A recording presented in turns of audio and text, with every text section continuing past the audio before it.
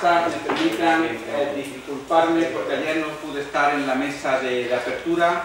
Primero me disculpo ante todos ustedes y luego especialmente ante el director de la Fundación, José Benito también, por no haber podido llegar a tiempo para estar en la apertura, y agradecerle también que excusase mi ausencia.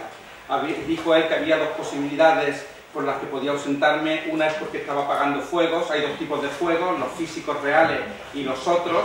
Son más difíciles de apagar los segundos que los primeros, yo creo, pero no era ninguno de los dos tipos de fuegos, sino que era una actividad académica, y le agradezco que me hayan disculpado. La cuestión formal, y es que, supongo que ya se le informó ayer, pero todas estas sesiones están siendo retransmitidas en streaming, grabadas, y conviene que estén todos ustedes informados de ello. Dicho lo protocolario previo, voy a lo protocolario ya formal, que es darle la bienvenida a la Facultad de Filosofía de la Universidad Complutense de Madrid.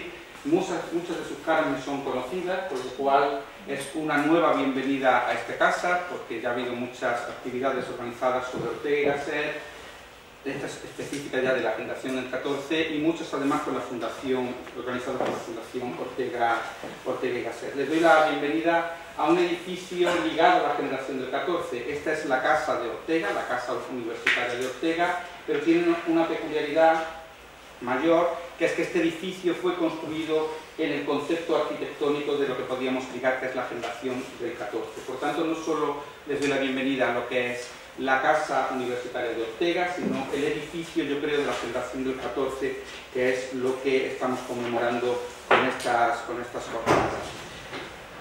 Quiero agradecer también, y aprovecho la ocasión para darle las gracias tanto a la Fundación como al Instituto del CEU, de la Universidad de San Pablo CEU, que son los promotores de estas jornadas, y contarse con la Facultad de Filosofía de la Universidad Complutense. Para nosotros es una satisfacción formar parte de estas jornadas, y aquí quiero hacérselo saber a ellos como instituciones, y luego a Ignacio Blanco y a Javier Zamora, que han sido los promotores y organizadores de esta actividad. Y sin más preámbulo, paso a presentarles el primer participante. No hay buen congreso en España que no cumpla dos normas. La primera es no respetar el tiempo establecido, siempre hay que pasarse del tiempo establecido, y segunda, si no tiene algún cambio en el programa de última hora.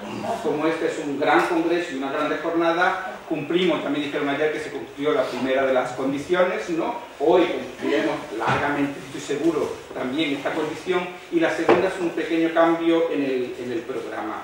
Y es que va a comenzar dictando su conferencia, para que me salga el nombre oficial y no el de amistad que siempre tenemos, el profesor José Lasaga. El profesor José Lasaga lo conocen todos ustedes sobradamente, es catedrático de Filosofía de Bachillerato y tiene una inmensa cantidad de publicaciones dedicadas a Ortega y Gasset, como José Ortega y Gasset, Vida y Obra, Metamorfosis del Seductor, etcétera, etcétera, etcétera. Sin más, le cedo la palabra y va a hablar sobre la proyección de la generación del 14 en el periodo del congreso. Tienes la palabra. Muchísimas gracias. Bien, por aquello de que yo no aporte mucho retraso al asunto, lo primero es que son tantas las organizaciones, el comité organizador es tan largo que no lo menciono. Agradezco a todas las instituciones del comité y resumo en la persona de los directores Ignacio Blanco y Javier Zamora mis agradecimientos por la invitación a participar en este evento. No sé, supongo que Zamora sí lo sabe, pero reproducimos una mesa que ya los tres ponentes estuvimos juntos en Valladolid, ¿no? En 2005 probablemente, precisamente hablando de Ortega y Europa. Y yo, cuando me di cuenta de ese detalle, como el que no contaba, en realidad, sin cambiar el título, Generación de 14 en Europa entre guerras, lo que tuve que hacer es pasar de hablar de la generación española de entre guerras a hablar de la generación europea de entre guerras. Que este es el matiz, y por eso, y entro ya en el contenido de mi conferencia, por eso lo primero es comenzar por una precisión sobre el término de la generación del 14 y aclarar que el término tiene dos significados distintos según lo refiramos a la generación del 14 europea o a la española. Robert Wall define los límites temporales de la generación del 14 europea para los nacidos entre 1880 y 1900. Lo que tendrían en común serían dos hechos cruciales para el destino de Europa y por tanto de Occidente. El de haber participado, sus miembros, de jóvenes, algunos como actores y otros como recién llegados, en la revolución artística y de la sensibilidad cultural, en el sentido más amplio, que se opera en los años que van de 1900 al estallido de la guerra. Unos conocen esta época como la crisis de fin de siglo, otros como la época de los banquetes. Como afirma un historiador de la cultura, no hay una idea, un descubrimiento decisivo, un estilo, un rechazo, una perspectiva creadora que no se haya concebido antes de la guerra, aunque más tarde, naturalmente, serán moduladas, ahondadas y perfeccionadas. El otro hecho definitorio es el de haber sido la generación que hace la experiencia de la guerra y sobrevive a ella. Los más jóvenes no intervendrán, no solo lo harán algunos excepcional pero intensamente. Es el caso de Ernst Jünger, nacido con el siglo, pero que se alista voluntario a los 16 años. Los más viejos escapan a la guerra, pero fueron los más involucrados en los desplazamientos de los estilos y en la amortización del viejo orden cultural. Wall subraya que es la generación cuya trayectoria vital queda partida en dos por la guerra, en un antes y un después, que significa habitar dos mundos radicalmente distintos. Quizás eso no valga para la generación del 14 española. La fecha indica la irrupción en la vida pública española de un grupo de hombres de letras, que luego llamaremos intelectuales, con un programa reformista inspirado en la tradición regeneracionista y laica de la institución libre de enseñanza y opuesto en política a la práctica caciquil del turnismo, aunque por estas fechas aún no han roto con la monarquía y se declaran reformistas. Será Ortega quien dé visibilidad al grupo generacional, organizando la famosa Liga de Acción Política Española y fijando en una conferencia el programa que reflejaba, me refiero obviamente a Vieja y Nueva Política, programa que reflejaba con bastante precisión los descontentos y las esperanzas que compartían aquellos jóvenes del desastre. Expresión del propio Ortega que nos permite señalar que el telón de fondo sobre el que se recorta la salida a escena de los miembros del 14 es la crisis del 98. Sus programas literarios, políticos y culturales tendrán muy presente la acción de los seniors de la generación anterior, todos ellos activos y muy productivos cuando los jóvenes reclaman su propio espacio en la vida pública. Hagamos ahora una precisión sobre el concepto de entreguerras y sus límites cronológicos. Los hitos que definen el periodo son, obviamente, 1918, por ser el año en que termina la guerra, y 1936, el año en que estalla la Guerra Civil Española, preludio de la que había de llegar 3 años después. También, conviene recordar, es el año que comienzan los procesos de Moscú. Por tanto, ya han emergido todas las fuerzas, valores e ideas, y están sobre la mesa de la historia todos los ingredientes con que se va a cocinar el desastre. Estas casi 2 décadas se reparten de manera asimétrica en torno a los años 29-30. La primera década, la larga, ha recibido muchos nombres, del que ha quedado, quizá como indicador del falso optimismo que afloró después de la oscuridad de las trincheras, el de los locos 20. Más adelante volveremos sobre este clima de liberación y exaltación de la vida que se vivió en la primera década, pero es posible que se originara en una especie de automatismo psíquico análogo a la euforia que se produce en el sujeto cuando cesa un dolor intenso. Sin duda también contribuyeron el voluntarismo heredado del periodo anterior a la guerra, último avatar del idealismo romántico, y sobre todo la profunda ambivalencia de un paisaje después de la batalla en el que no solo habían desaparecido las referencias físicas destruidas por los bombardeos, sino también las morales. Mucha gente sintió asco y resignación, pero otros pensaron, con el optimismo del que sobrevive a una catástrofe, que el sacrificio no podía haber sido en vano, que aquello tenía que significar algo, que podía significar un comienzo. Bashir resume así la confusión del momento. Cito: no mucho después del final de la Gran Guerra hubo observadores con visión de futuro que pronosticaron la posibilidad de que hubiera otra, y quedó claro que la civilización occidental se había puesto a sí misma en una situación desde la que resultaba improbable la recuperación. La devastación, tanto material como moral, había calado tan hondo que sacó la creatividad de su cauce, primero para convertirla en frivolidad y después para llevarla por los caminos de la autodestrucción. Hasta aquí la cita. El sortilegio o espejismo termina con la crisis económica del 29 y la falsa sensación de desahogo y frivolidad, para usar la palabra de Bakhtin. Surge después otro clima, otra sensibilidad general más áspera y más desesperada, y la vida deja de reflejarse en el arte para reflejarse en la política. Los 20 fue el tiempo de las esperanzas infundadas, los 30 el camino hacia el desastre. Hablemos ahora de las circunstancias, del paisaje de una Europa atrapada entre las dos guerras. ¿Cuáles son los temas que afloran con más fuerza? Evidentemente la secuela de la guerra, el tema de la muerte, la instalación en el paisaje como sobrevivientes, la culpabilidad y la necesidad naturalmente de explicarse qué ocurrió. Y con la guerra, como es de sobra sabida, aparecen las masas que se convierten en actores históricos. La segunda novedad será el peso de la técnica, que adquirió justamente de resultas de su extraordinario desarrollo a causa del esfuerzo bélico.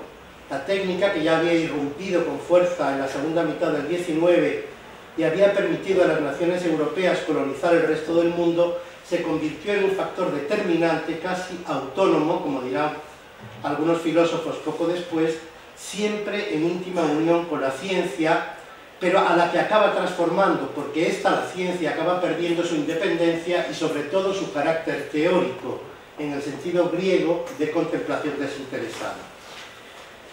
Otro factor que aparece con fuerza es el factor de la revolución. El fantasma por fin recorría Europa y adoptó la forma de la ejemplaridad de la revolución bolchevique. En los estados vencidos se impuso con toda naturalidad la convicción de que el viejo régimen tenía que ser sustituido por una república socialista. La cuestión era decidir si el modelo a seguir era el bolchevique o se buscaba un socialismo moderado en la tradición de la socialdemocracia alemana, como finalmente ocurrió en Weimar. Otra novedad vinculada a la guerra fue la aceleración de la descomposición de la cultura europea y de sus tradiciones centrales como la ilustración, el positivismo, el liberalismo, entendido como ethos o ideal de convivencia, etc. La destrucción de dichas formas culturales fue iniciada por los miembros de la generación del 14 y en España ya por las del 98. Pero no fue deseada, este matiz es importante, ni organizada bajo el espíritu de destrucción universal, sino probablemente más como reacción a la sensación de vivir una crisis de fundamentos profunda, semejante a la del Renacimiento, que hacía esperar a muchos que después vendría una era de instituciones duraderas en ciencia, filosofía, arte y moralidad, como en el pasado fue el siglo XVII, Ortega lo sospecha en sus meditaciones del Quijote y no creo que sea ajena a esa intuición de esperanza de la crisis desencadenada a principios del siglo, el que busque inspiración en Cervantes. Cito a Ortega. Cervantes mira al mundo desde la cumbre del Renacimiento. El Renacimiento ha apretado un poco más las cosas, es una superación integral de la antigua sensibilidad. Galileo da una severa policía al universo con su física. Un nuevo régimen ha comenzado, todo anda más dentro de Orma. En el nuevo orden de las cosas, las aventuras en el sentido de las epopeyas, son imposibles. Hablemos ahora de la sensibilidad con la que la generación del 14 responde a este paisaje. Ya sabemos que el concepto de generación cuenta con muchos detractores y es comprensible cuando pedimos al concepto sus credenciales científicas. Pero cuando un término como generación del 14 hace fortuna es por algo, quizás porque excepcionalmente un determinado acontecimiento muy relevante provoca una experiencia común que luego se plasma en estilos, en lugares físicos y espirituales y en vivencias. Llamemos a eso común, sensibilidad o suelo de creencias o altura de los tiempos. El caso es que los miembros de la generación del 14 tuvieron que reabsorber la circunstancia, para decirlo con la expresión orteguiana. Y como es de sobra sabido, la forma en que se enfrentaron fue en su doble condición de sobrevivientes a la gran muerte y de espectadores afectados, al menos en un primer momento. La necesidad de actuar, incluso de actuar en términos absolutos, no llegó hasta los 30, con el ambiente prerevolucionario que se impone en toda Europa, y que Ortega resumirá con la famosa expresión el triunfo de la acción directa. Hacia 1922, tenemos ahora a describir esa sensibilidad, tiene lugar una eclosión de creatividad verdaderamente excepcional. Rilke termina en Museau la redacción de las elegías de Duino, a las que añade en pocas semanas los sonetos a Orfeo, que aparecen publicados un año después. Joyce publica en París su Ulises y Eliot en Londres su Tierra Baldía. 2 años después llegará a las librerías La montaña mágica de Thomas Mann. Los filósofos también reaccionan. Ese mismo año, del 22, se publica el Tractatus de Wittgenstein. Un año después aparece el tema de nuestro tiempo, que, vertido inmediatamente en alemán, será leído con atención en varios círculos académicos. Faltan 5 años para que llegue a las librerías el libro que marcará la época en filosofía, naturalmente Ser y tiempo de Martin Heidegger. Los dos poetas mencionados mantienen un diálogo sordo con el desastre de la guerra, aunque nunca frontalmente, quizás porque en su enormidad y absurdo este tema no se dejaba tratar in recto. Rilke fue uno de los pocos escritores que no reaccionó con patrioterismo al desencadenamiento de la guerra, sino con la presunción de que una atroz desgracia se había adueñado de Europa. Y cito: el furor de un dios desencadenado sobre las naciones. Las elegías habían sido iniciadas en Duino hacia 1912 y respondían a la necesidad de hablar de un nuevo horizonte espiritual ajeno a los valores en descomposición del mundo burgués. La guerra no supuso un cambio en las dudas y obsesiones que movilizaban las búsquedas del poeta, que siguió su camino de especulación hacia lo abierto, concepto que tanta importancia va a cobrar en décadas posteriores. Pero al final de la quinta elegía, una metáfora le sirve al poeta para indicar al lector que sabe lo que está pasando a unos cientos de kilómetros del pupitre donde redacta su meditación sobre unos pobres saltimbanquis. Cito la quinta elegía. Plaza en París, donde la modista Madame Lamour enlaza sin descanso las sendas de la tierra, cintas inacabables que anuda y teje para los invernales y baratos sombreros del destino.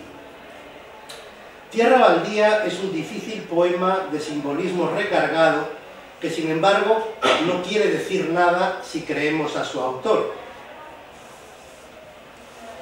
Dice Eliot: ni siquiera me preocupé de entender lo que decía, fue un desahogo contra la vida. Hasta aquí la cita. Lo que hay en el poema son las voces que llegan de la ciudad, que ha asistido al desastre de su propia destrucción. Le guste o no a Eliot, eso está ahí cuando, por ejemplo, al final del canto primero, la voz dice, cito: ciudad irreal bajo la niebla parda de un amanecer de invierno. Una multitud fluía por el puente de Londres. Tantos. No creí que la muerte hubiese deshecho a tantos. Lo que ambos poetas tuvieron en común con Joyce y su Ulises es que trataron de regresar a una especie de origen que no hubiera quedado contaminado por el fracaso de una civilización que en nombre de principios cristianos y humanistas había permitido la guerra. En un breve ensayo que publicó poco después de que apareciera el Ulises como libro, escribió Eliot, cito: al valerse del mito, con el manejo continuo de un paralelismo entre lo contemporáneo y lo antiguo, Joyce adoptó un método que otros deberán asumir. Lo dice por él mismo. Se trata simplemente de una forma de controlar, de ordenar, de darle forma y significado al enorme escenario de futilidad y de anarquía que constituye la historia contemporánea. Hasta aquí ello.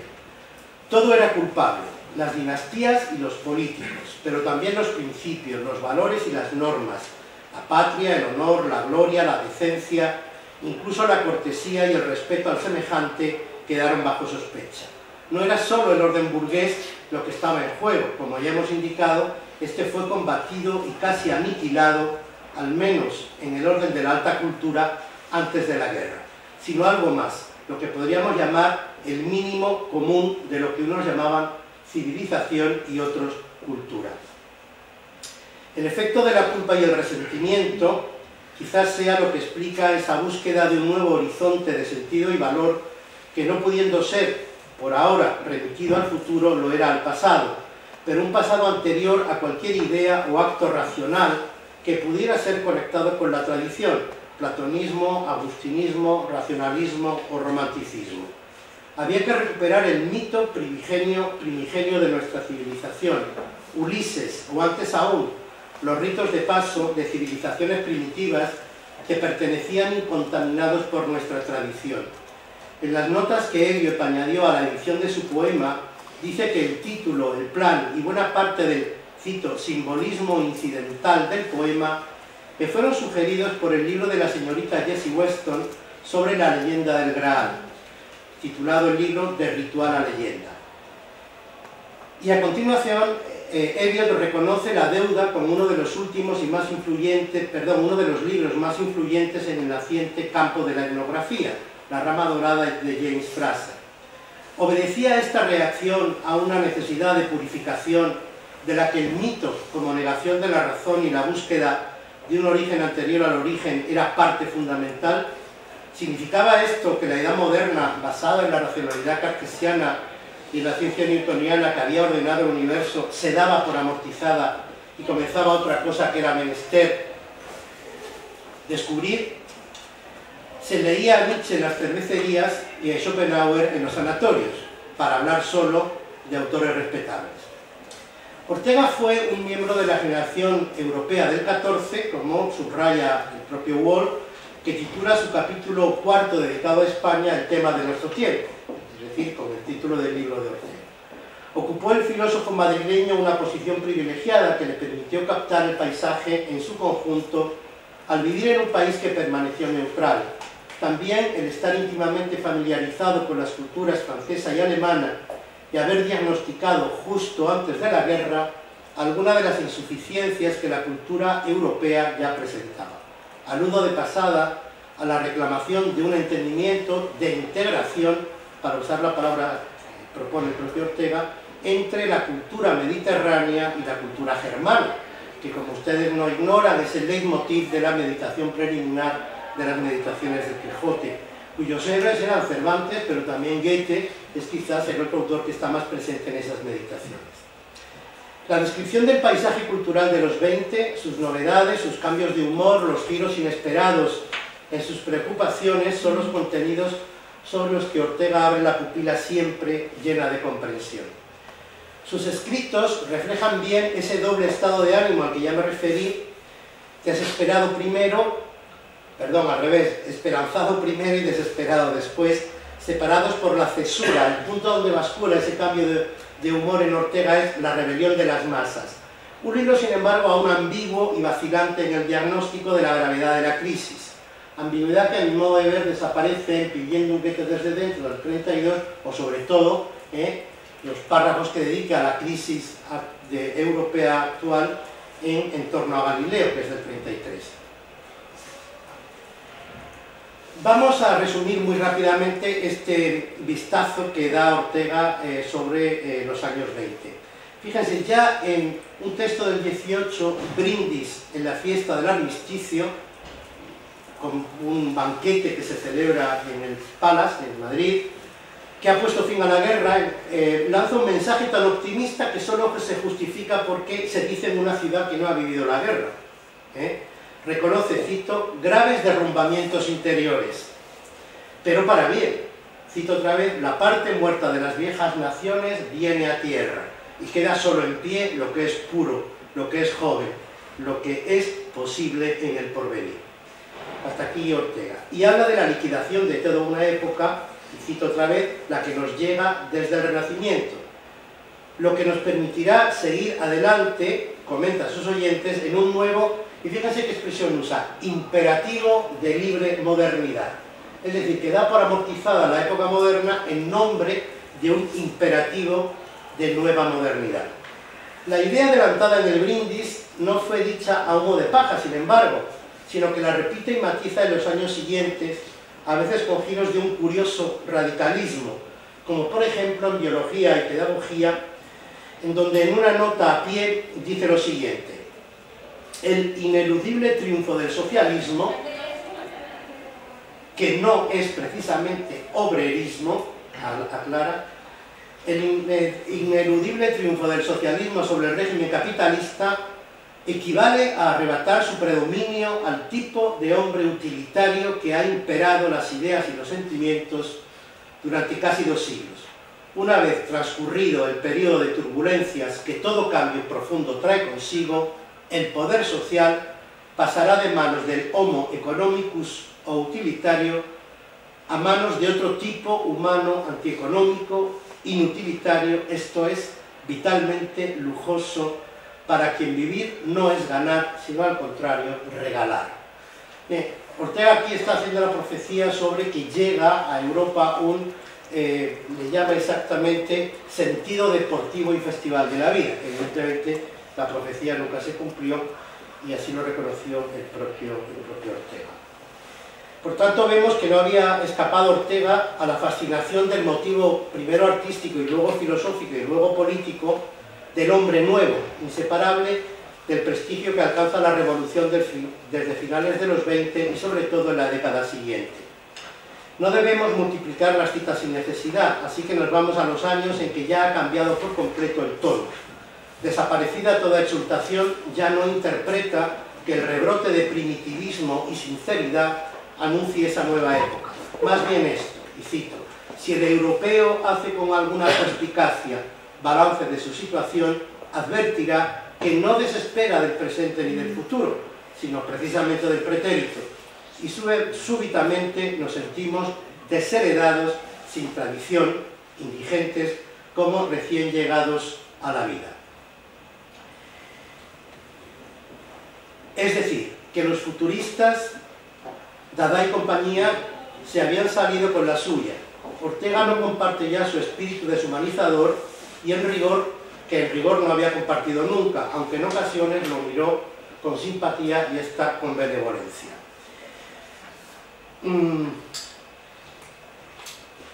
Me voy a saltar, llevo 22 minutos, dispongo de 30, ¿no?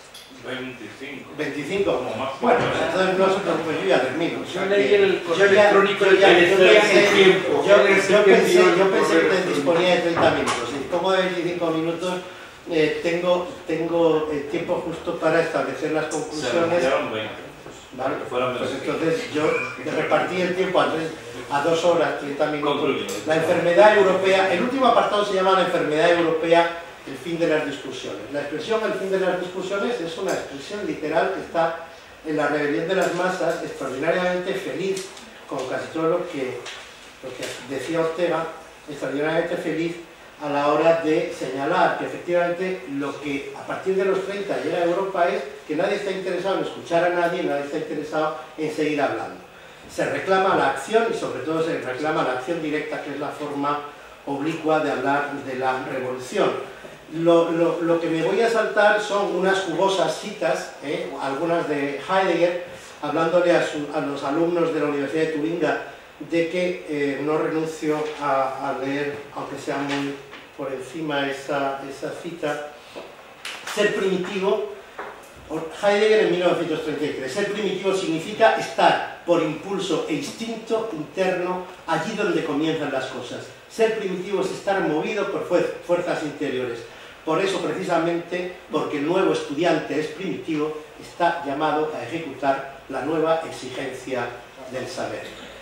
Podríamos leer alguna cita de por ejemplo, la novela que aparece en el 32 de Louis Ferdinand Céline, donde efectivamente el clima de descomposición moral está perfectamente reflejado. O citar el curso sobre fenomenología del espíritu que Kojève dicta en en la Escuela Práctica de Altos Estudios de París, en donde precisamente Kojève seduce a lo más granado de la intelectualidad francesa y casi europea, que le está escuchando vendiendo dos cosas: que la historia ha terminado y que efectivamente el futuro es Stalin, y que efectivamente el trasfondo sobre el cual efectivamente se mueve la interpretación del espíritu es sobre el trasfondo de la muerte. Es decir, que podemos terminar diciendo que lo que había triunfado en la Europa de los 30, como reacción de la Europa de los 20, fue el espíritu del más puro y estricto nihilismo, del cual eran conscientes los grandes intelectuales del momento. Ortega, siempre tan prudente, prefirió, digamos, degradar ese nihilismo a simplemente crisis profunda, crisis de todo fundamento, como dirá pidiendo un Goethe desde dentro, crisis de toda clasicidad y todo clasicismo, y por lo tanto, sintiéndose en el fondo tan pesimista como el resto de sus contemporáneos. Bueno, pues muchas gracias por su atención. Y con esto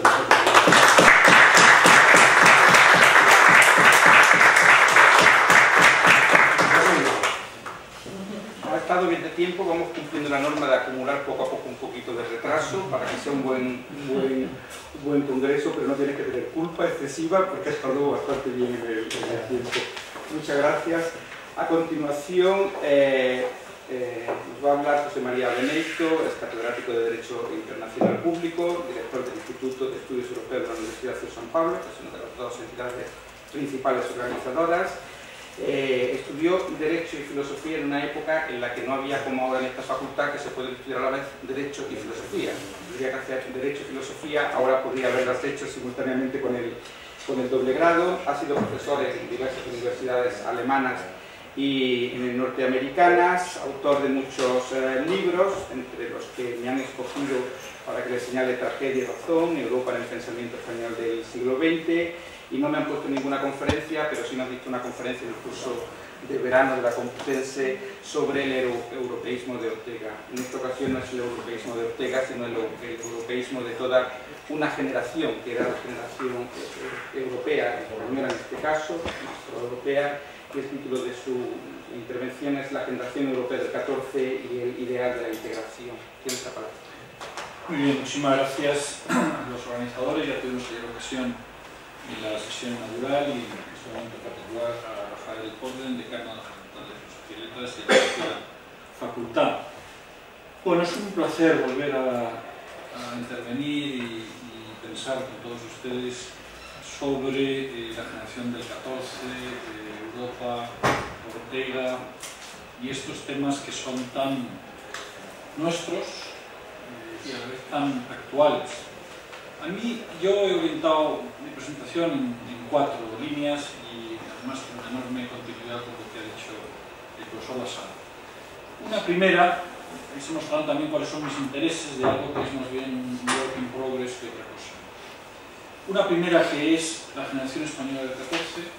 Segundo punto, las posibles relaciones, confluencias, convergencias y divergencias con la generación europea de entreguerras. En realidad me interesa más saber en qué medida y cómo reacciona esa generación europea de entreguerras a la crisis, cómo ahí se desarrolla un pensamiento europeísta como alternativa a la crisis europea. Un tercer punto quiero desarrollar previo a este, que sería el contexto de esa generación de entreguerras en Europa, el contexto, digamos, intelectual, y un último punto que ya es Europa y el ideal de la integración. Bueno, en primer lugar, la generación española del 14. La generación española del 14, y ahí me apoyo mucho en la I entrada. Es curioso, la I hace una especie como de nómina de una relación muy extensa, que no es exhaustiva, todos los nombres de esa generación. Efectivamente, vemos lo rica, lo diversa, lo expansiva en muchos órdenes que fue. Yo tenía que presentaros todos los nombres, pero os voy a leer algunos porque es interesante, ¿no? Por supuesto, Ortega, Dox, Pérez Ayala, Gabriel Miró, Marañón, Américo Castro, Madariaga, Azaña, en el ámbito, digamos, del pensamiento. Picasso, Benedito, Solana, Vázquez Díaz, en pintura, Penagos, dibujante, en música, Granados, Turina, Santizaga. Pero en ciencia, Blas Cabrera, Rey Pastor y Carradas, matemáticos, Bosch Quimpera, historiador, Pi Suñer, fisiólogo, los discípulos de Cajal, Tello, Chúcaro, Río Ortega, Llorente de No, médicos, Novoa Santos, Lafora, Goyanes, Pesetti, Urquia, Daluga, Barraquer, Arruga, García Tapia, el arquitecto Zuazo, penalista Jiménez de Asúa, los químicos Tulio Fernández, Mediano Beitia, Rocasolano, Moles, los economistas Flores de Lemus, Carande, los filósofos Zarahueta, Besteiro, Morente, Xirao, la pedagoga María Maestro. Ven ustedes una bastante larga.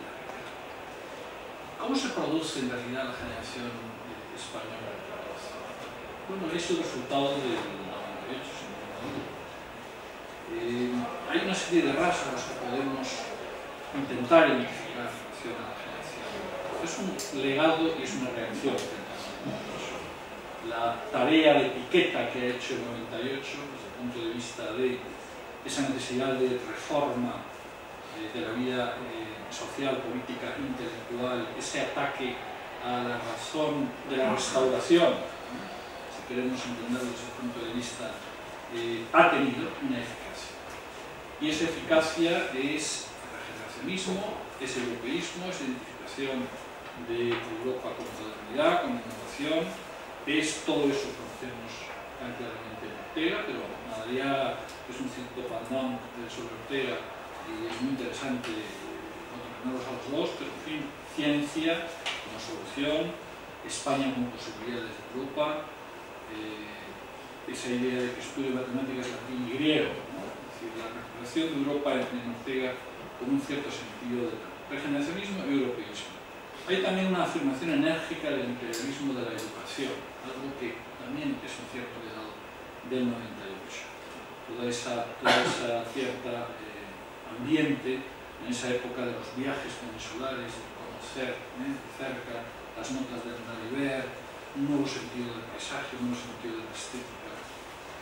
Hay una reforma cervantina del quijotismo.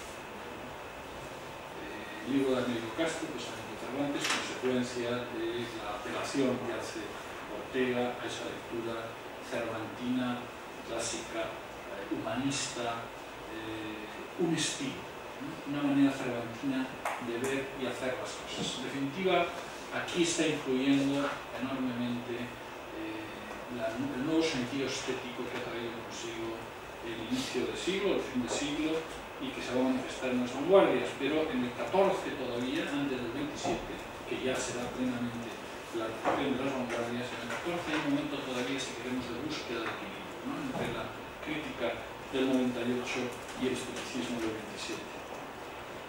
No simple fe en la utopía, que quizá había dirigido los caminos del 98, sino en el ideal de la eficacia, trabajo, límite, conducción, no vida hostil a la razón, sino razón al servicio de la vida, institucionalizar la vida española.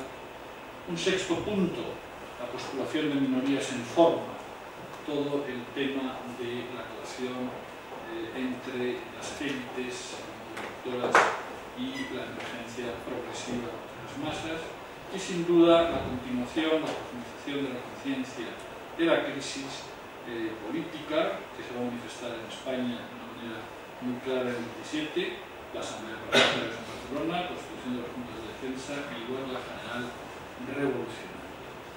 En definitiva, el 14 es una reacción reconstructiva frente a la crisis, es una reacción en donde vuelve a establecerse el ideal del humanismo europeísta, es decir, hay un reconocimiento de que en la cultura es capaz la salvación todavía de la crisis europea frente a lo que yo llamo una reacción deconstructiva, que es la que lleva a cabo más bien el 98, pero como vemos las dos en realidad en un permanente diálogo, como muestra la obra de Ortega en relación al 98. Bien, ¿qué pasa en Europa? En Europa es obvio que hay paralelismos, el fondo es el mismo, la crisis y la desconfianza en la capacidad de la razón en dar legitimidad no solo al conocimiento, sino también a la vida social, política, económica.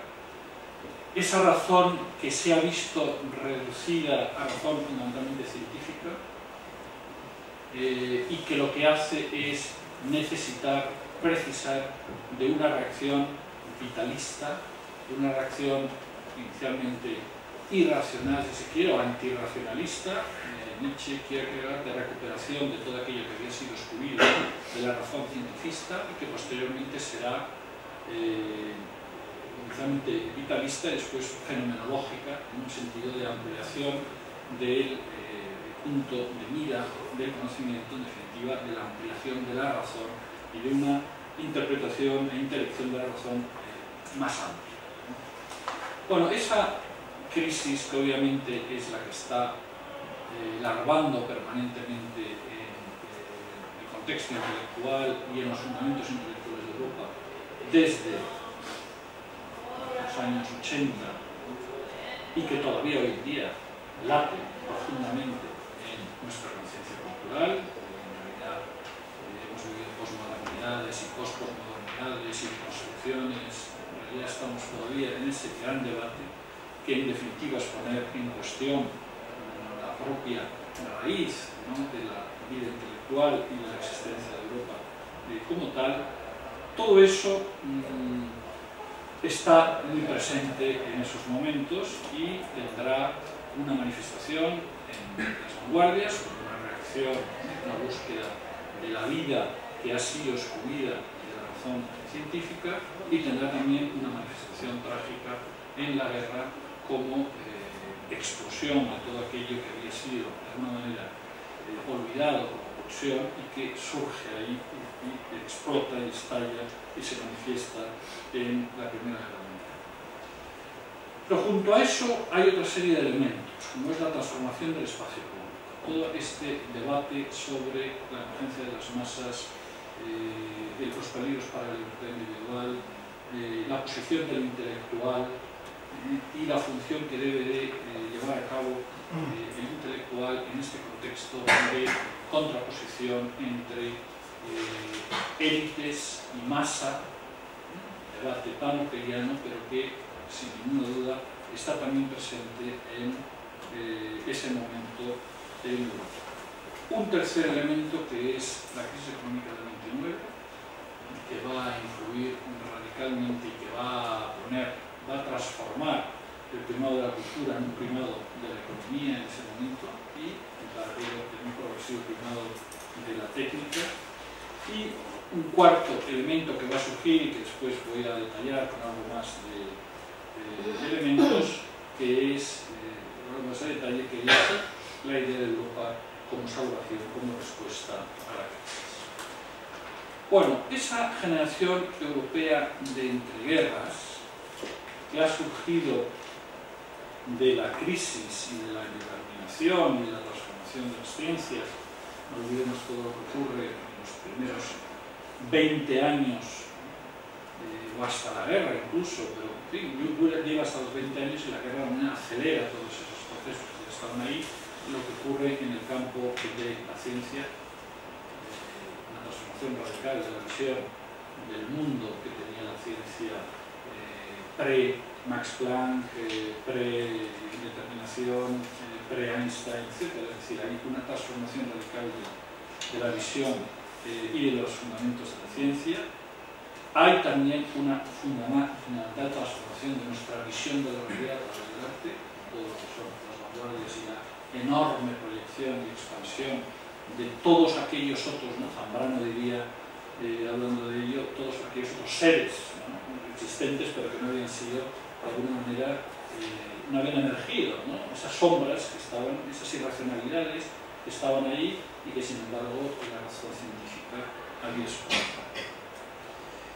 Bueno, en ese contexto, y después de la guerra, fundamentalmente, y como consecuencia de los nacionalismos de la guerra y como consecuencias de la conciencia de la crisis, hay todo un conjunto de intelectuales europeos, que es lo que a mí en realidad más me interesa en este momento, que reaccionan y que postulan por primera vez el ideal de Europa como salvación cultural. Y ahí es donde se establece el punto de contacto más interesante con el proyecto de Ortega. Yo siempre he dicho que me parece, su posición es que la filosofía de Ortega es una filosofía de Europa. Ortega lo que hace es una filosofía de la integración europea. Desde sus inicios con la integración de España y Alemania, que es el modelo inicial de la razón y la vida, y a lo largo de toda su filosofía, su gran objetivo político, entre comillas, es una filosofía de la integración europea. Bueno, pues hay todo un conjunto de intelectuales europeos, escritores, ensayistas, que en ese periodo de entreguerras van a desarrollar un pensamiento, unas ideas similares en el contexto de lo que Ortega está pensando. Y a mí ese es el tema que me gustaría investigar más, que son las relaciones de Ortega con todo este conjunto de pensadores o intelectuales, en donde destaca de una manera muy particular Romain Rolland. Rolland fue prácticamente olvidado, pero sin embargo en su momento, inicialmente también muy desconocido, pero poco a poco, sobre todo a través de la posición que adopta en un momento determinado como la figura líder dentro de este conjunto de intelectuales pro-europeístas que van a surgir. Jules Romain, un poema dedicado a Europa, precisamente en los años 20, Georges Duhamel, Valéry, el más conocido de todos ellos. Todo eso, y detrás hay una figura muy interesante que es John Peirce, Alexis Leger, y Alexandre Leger, el gran poeta, extraordinario poeta, que además era un magnífico diplomático, la mano derecha de Ciprian, secretario general del Quai d'Orsay en un momento clave, y el que en realidad concibe y le redacta a Briand lo que va a ser el inicio, todo lo que es la política exterior francesa de esos años en relación con la Sociedad de Naciones, con la reconciliación con Alemania, con el espíritu de Locarno, y el acuerdo franco-alemán. Ahí detrás está este mundo intelectual de estos pensadores que he ido detallando, y de una manera muy particular una mano siempre eficaz, que es curiosamente la de un poeta tan exquisito y tan poco aparentemente político como es Señor Peirce. Pero en Alemania, por ejemplo, también existe este planteamiento fundamentalmente de los escritores.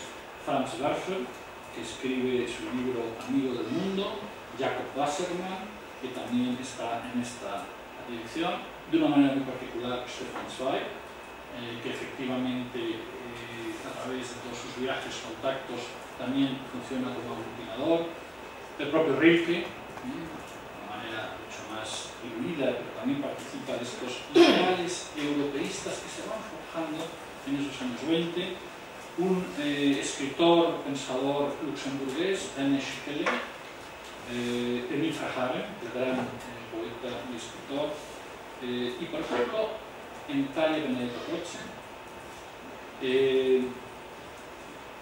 Inicialmente, aunque su maduración será mucho más posterior y tendrá una influencia muy importante, por poner una persona de Europa del Este, que es Jan Patočka, el gran filósofo checo, que será una figura clave en la disidencia checa de los años 70, uno de los redactores junto con Javier, su discípulo de la Carta del 77, pero que ya en este momento está presente como pensador, muy joven, y que escribirá ese magnífico libro que se llama Platón y Europa.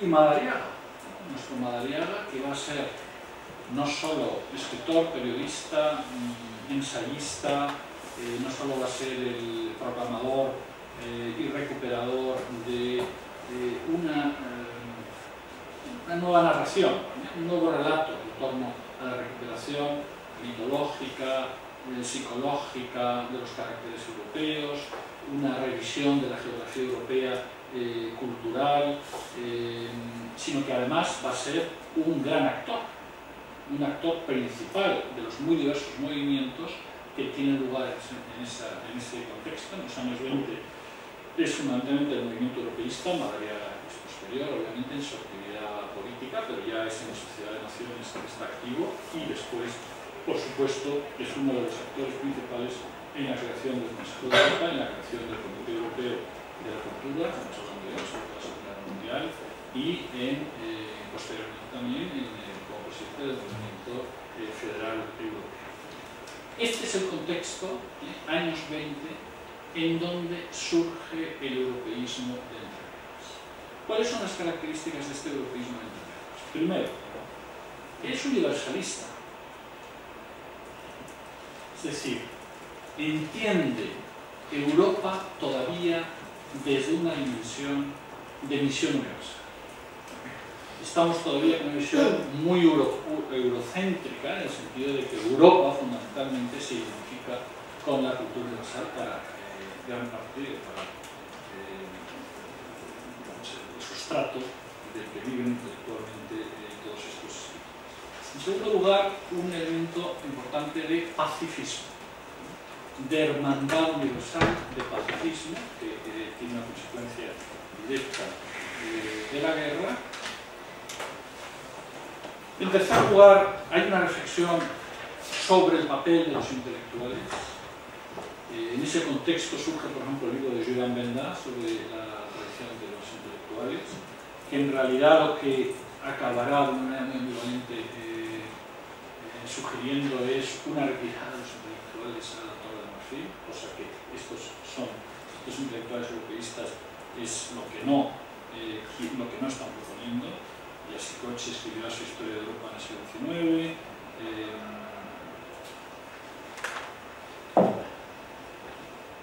Como digo, hermandad universal, pacifismo y un compromiso de los intelectuales en favor de la recuperación de ese ideal de Europa como humanismo, como hermandad universal, como razón universal. En definitiva, una cierta recuperación de los mejores valores de la Ilustración unidos al humanismo y una clara conciencia muy patente europea de que Europa es la salvación.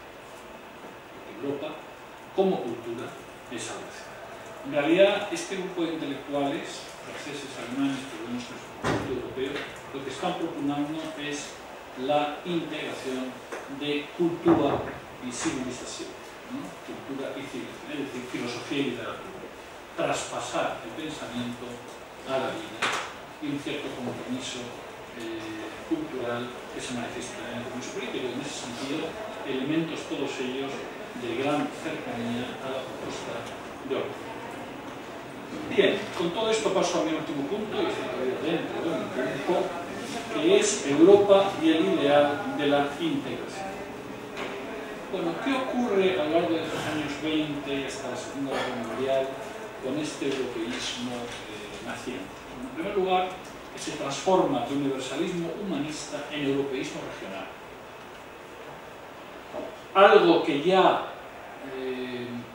aparecía en uno de los europeístas más militantes y más interesantes desde el punto de vista de la influencia política, que es Coudenhove-Kalergi. Hay que tener en cuenta el conde Coudenhove-Kalergi, que escribe Pan-Europa, y que se convierte de alguna manera en el manifiesto de todo ese mundo intelectual que he descrito antes. Bueno, pues en el propio Madariaga, por ejemplo, se ve muy claramente cómo el ideal de Europa como razón universal, como idealismo humanista, se convierte en una visión regionalista, que tiene dos componentes. La primera es el primer paso para llegar al comundo, como dice Madariaga, es decir, la primera gran experiencia de cooperación tiene que hacerse a nivel regional, y si en Europa lo conseguimos, vamos a poder proyectarlo hacia el futuro.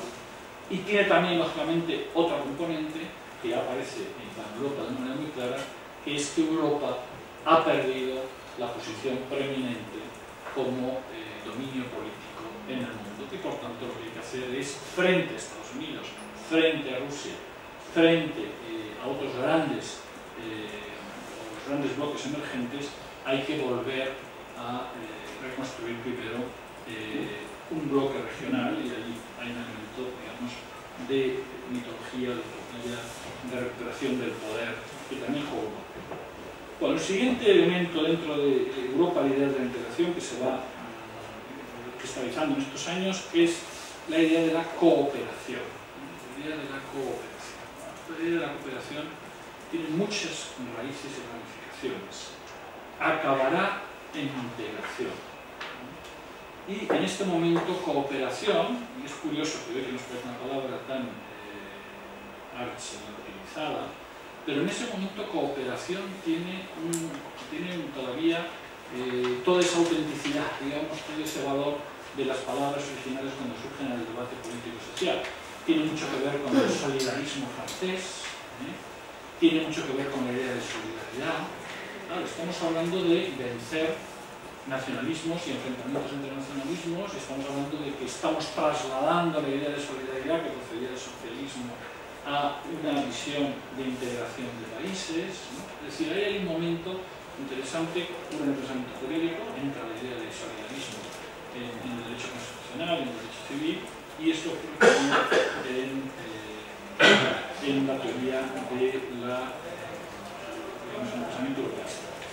Un tercer componente fundamental que sigue estando presente y que no se perderá en realidad dentro del europeísmo hasta los años 50-60, acelerado en nuestros días, que es la idea de la concepción de Europa fundamentalmente como realidad cultural, y el proyecto europeísta como un proyecto fundamentalmente cultural, es decir, bien alejado de la idea de un proyecto económico o técnico, tecnocrático o burocrático, institucional, ¿no? Pura y llanamente. Aquí hay fundamentalmente, y sigue habiendo, una idea de grassroots, son los movimientos, la idea de movimiento europeo, movimiento federalista europeo, y algo que atañe fundamentalmente a los ciudadanos y que tiene que ver con la cultura, con la razón individual, no con instituciones. Es algo que siempre se ve como secundario. Ahí está, por ejemplo, toda la obra de Eliot, que es muy todavía europeísmo en los 20 y tal, pero que luego se manifestará en todas esas conferencias. Nosotros hemos publicado un librito en nuestra colección en institutos europeos sobre grandes observadores de Europa, digamos, fundadores de Europa, que es la cultura europea como ideal de la integración, ¿no? Como centro de la integración. Otro componente, el federalismo. Casi todos estos pensadores son federalistas, empezando por el propio Madariaga, ¿no? Una idea de unidad en la diversidad, una idea de reconocimiento de las diversidades nacionales, Madariaga, interesante todas esas cosas aparentemente anecdóticas, porque tienen mucho fondo, que es la construcción de los caracteres nacionales como una especie de dialéctica de integración, ¿no? Entre los diversos países. Luego hay un elemento aquí que yo aludía antes, un componente importante de este europeísmo de los años 20 hasta que llega hasta, digo, del 45 hasta la constitución de la Conferencia de la Haya y del Consejo de Europa. El Consejo de Europa responde todavía a esta concepción europeísta, mientras que la Unión Europea ya es la Comunidad Económica Europea, ya responde al nuevo pensamiento monetiano. No ha sido capaz la Europa de la cultura, la Europa de la integración política, y entonces la alternativa va a ser la Europa tecnocrática, económica, de la unidad de mercado, y a través de eso es como vamos a conseguir la integración, ¿no? Estamos todavía en esa visión de Europa como fundamentalmente afirmación y salvación cultural. Y ahí digo que hay una componente de autenticidad que luego en los disidentes del este va a volver con muchísima fuerza. Los Havel, los Patočka, la Carta 77, los polacos, los años de la disidencia recuperan Europa en este sentido profundamente cultural. Y el concepto de mito de Europa, de un Conrad, de un Georgi Conrad en su momento, está muy vinculado también a esta idea. Es decir, Europa es la que nos va a salvar, porque en Europa al final lo que hay es un depositorio de libertad, de individualismo, de razón, que es lo que nos va a salvar de las estructuras burocráticas, tecnocráticas del sovietismo, ¿no? Ahí hay ese tema a perseguir muy interesante, que es la idea de disidencia en Patočka y en Havel, ¿no? Y Patočka además fundamentalmente es la idea de disidencia en Platón. En su libro Platón y Europa lo que hace es el individuo y la libertad. Bueno, con esto acabo mi conclusión. todo ello va a confluir en el ideal de la integración. Bueno, integración es otra de esas palabras complejísimas. Integración significa muchas cosas, ¿no? Ad integrum exporto, ¿no? Significa también reintegración. La integración es siempre una reintegración. En la idea de integración hay dos elementos fundamentales. Por un lado, la reintegración en el sentido de recuperación, ¿no? Rehistorización, todo eso tan claro en Ortega y en la fenomenología, en realidad, Ortega hace evidente, ¿no? De la recuperación de los sedimentos históricos que están por debajo de nuestros pies, ¿no? Es decir, nosotros somos enanos que vivimos en los hombros de gigantes, pero los hombros de gigantes es toda la historia europea que ha sedimentado y sobre la cual vivimos, existimos y somos, ¿no? Esto en Ortega es muy presente, en realidad en todo este europeísmo cultural de entreguerras también. Por eso la idea de integración no es integración económica, no es integración política, es integración fundamentalmente cultural, de recuperación del legado cultural. Y luego integración tiene otro sentido, que es este integrum, de vuelta al origen. En toda integración hay una reintegración y hay sobre todo una vuelta al origen, un planteamiento de los mitos originarios, un renacimiento. Y por eso todos estos europeístas al final son grandes optimistas, porque piensan que Europa tiene la suficiente capacidad de volver una vez más al origen, de volver a experimentar de nuevo un renacimiento. La integración es reintegración y es renacimiento. Y esto es fundamental en Ortega y está presente en gran medida en todos estos intelectuales de los años 20 y no está en absoluto presente en el pensamiento o la literatura que hoy se hace sobre la integración europea. La integración europea hoy en día es fundamentalmente un producto jurídico, un producto económico, un producto basado en normas, un producto basado en el interior.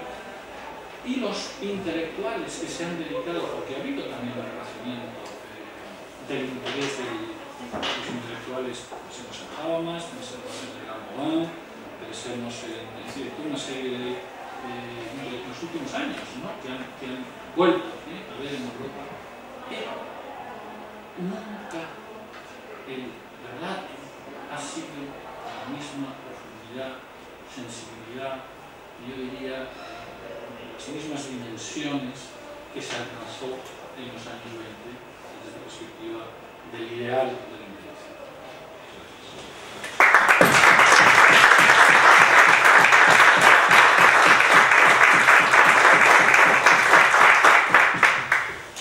Muchas gracias.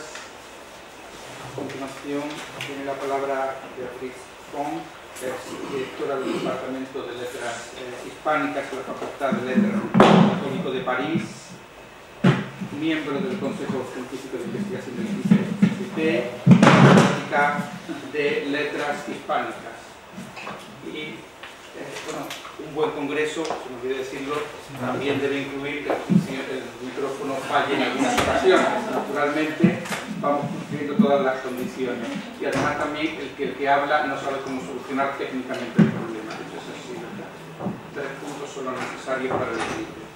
Y es autora del trabajo El intelectual y la política en los artículos de prensa de Ortega y Gasset y de otros muchos estudios, y una de las grandes representantes del pensamiento de Ortega en la francesa cuando viene a España y siempre está cordialmente invitada entre nosotros. Ella nos va a hablar en esta ocasión de 1914-1918, Ortega, la guerra y el futuro de Cuba. Tienes la palabra. Muchísimas gracias a los organizadores de este coloquio por invitarme y la confianza que hacen en una francesa que estudia Ortega y que no es filósofa. Por eso tengo muchos apuros a hablar en la Facultad Facultad de Filosofía con la presidencia del decano de Filosofía. Le agradezco su confianza. Tiene toda la confianza y además estamos bajo el espíritu de filosofía y letras, que quede muy claro, aunque seamos solo ya Facultad de Filosofía. Gracias. Luego voy a hablar del futuro y francamente creo que soy muy atrevida, porque con Ortega, cuando se habla del futuro, se habla de Ortega.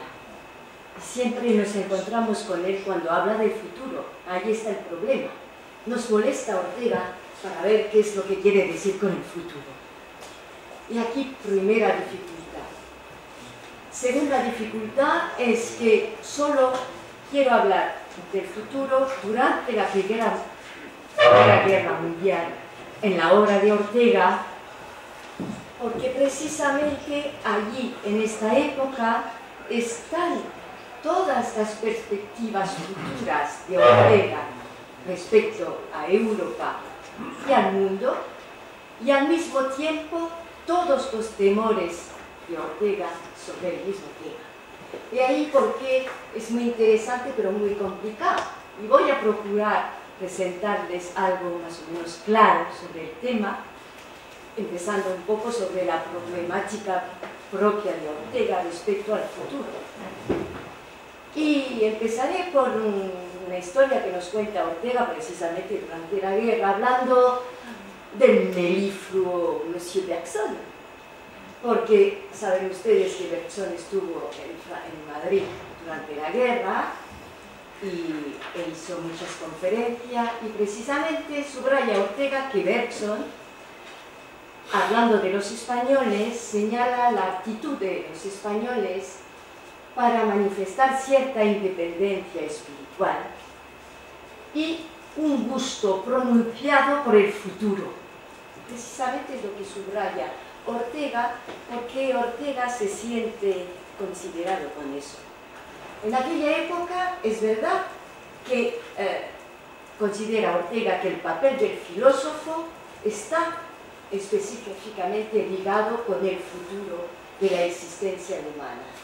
Y en El Espectador también dice que es el deber de su generación presentir el futuro y afirmar lo nuevo, porque entrevé, a pesar de las batallas, una edad más rica, más compleja, más sana, más noble. Incluso considera que los miembros de su generación son hombres de futuro. Así que estamos con el futuro por todas partes. En Buenos Aires también compara su propio corazón con una proa siempre en ruta al más allá. Y su preocupación por el futuro la compara a la Virgen prudente del Evangelio con una lámpara encendida toda la vigilia y los oídos alerta a los rumores del amanecer. Y esto de la Virgen aparece por lo menos 3 o 4 veces durante esta época de la guerra. Bien, es decir, que verdaderamente el futuro para Ortega es algo esencial. También es muy confiado en este futuro, a pesar de la guerra, porque nos dice: mi confianza en que del otro lado de la guerra, más allá de esa enorme, pavorosa cortina de llamaradas que ahora va a cubrirnos el horizonte, comienza una edad suculenta y fertilísima para lo esencialmente humano. Y añade una historia francesa sobre el terror, reanuda la Cabarrús, el imperio de la danza y del amor. Eso dice a principio de la guerra. Bueno, de ahí que a partir de las evoluciones políticas, sociológicas y culturales ya apuntadas antes de la guerra por Ortega, le importa al filósofo detectar las futuras implicaciones del conflicto sobre el cambio de las mentalidades, porque la formidable conmoción psicológica que constituye el hecho de la guerra, donde lo racional es arrollado por lo irracional y cuya magnitud y duración fue Ortega uno de los primeros en prever, pues por eso podemos decir que seguramente la razón que le hace abandonar ya definitivamente el neocantismo. Y para eso también le incita a dar mayor ascendente al papel de la intuición en la búsqueda de la verdad y del futuro. De modo que nos dice, ante la historia del futuro, hay que tener la modestia de no escribirla antes de que acontezca, pero a la vez la obligación de anticipar todas sus posibilidades y salirles al frente armadas de todas las armas. Y aquí un juicio revelador del compromiso de Ortega en aquella época, pues considera que la responsabilidad de su oficio estar comprometido con la anticipación racionalizada de unos fenómenos culturales y políticos lógicamente previsibles a partir de un análisis del presente. He aquí, pues, una dificultad que reconoce, pero para él es decisivo poder prever este futuro, y no solo es decisivo, sino que es un apremio suyo, un rasgo de su personalidad. De modo que, para mirar cómo ve el futuro Ortega, tampoco no voy a hablar de sus profecías y todo eso, lo que sí me interesa es presentarles tres aspectos del futuro europeo visto por Ortega. Empezando primero hablando de lo que llama él el futuro enigmático, la sensación que tiene Ortega.